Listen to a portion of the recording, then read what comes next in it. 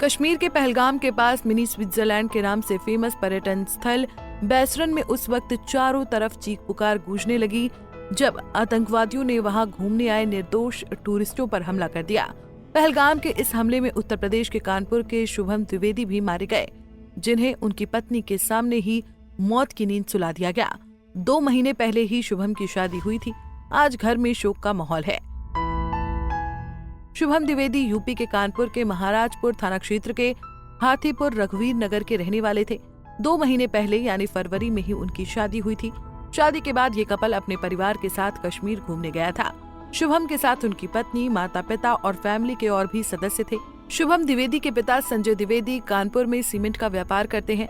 Reports के मुताबिक शुभम की पत्नी ने बताया कि आतंकियों ने नाम पूछने के बाद उनको कलमा पढ़ने को कहा और फिर उनके सामने ही गोली मार दी। आतंकवादियों ने जब शुभम को मारा तो उनकी पत्नी ने कहा कि मुझे भी मार दो। तभी आतंकियों ने इनकार करते हुए कहा कि हम तुमको नहीं मारेंगे, तुम्हें जिंदा छोड़ रहे हैं, जाकर अपनी सरकार को बताओ कि हमने क्या किया है। वो कहती हैं, हम घोड़ों से उतरे ही थे और गेट की तरफ पैदल जा रहे थे। शुभम अपनी बहन शांभवी के साथ बैठे थे। इसी दौरान एक शख्स आया और उसने पूछा, हिंदू हो या मुसलमान। हम लोगों में से कोई भी समझ नहीं पाया कि वो क्या कहना चाहता है।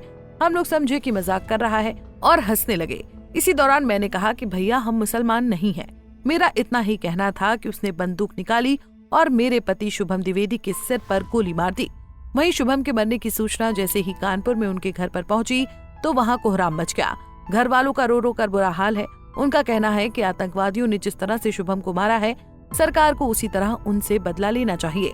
उन्होंने शुभम की बॉडी जल्द से जल्द घर भिजवाने का आग्रह किया है। परिवार के लोगों का कहना है कि 10 लोग वहां पहलगाम में मौजूद हैं। कई लोग बुधवार शाम तक दिल्ली आ जाएंगे। यहाँ से लोग भी दिल्ली जाएंगे क्योंकि शुभम की बॉडी दिल्ली आने की उम्मीद है। शुभम के चचेरे भाई ने जानकारी देते हुए बताया कि उनके भाई शुभम 17 अप्रैल को परिवार के 11 लोगों के साथ कश्मीर घूमने गए थे, जिनको 23 अप्रैल को वापसी करनी थी। लेकिन एक दिन पहले यानी 22 अप्रैल को दर्दनाक हादसा हो गया। पहलगाम आतंकी हमले में कई लोगों की जान चली गई। कुछ अभी जान बचाकर छिपते दिखे और सोशल मीडिया पर मदद की गुहार लगाते दिखे। बेकसूर लोगों पर हुए इस हमले ने पूरे देश को झिंझोर कर रख दिया, जिस पर राजनीतिक नेताओं और आम जनता ने कड़ी निंदा की। उन्होंने आतंकवादियों को जान से मारने की मांग भी की।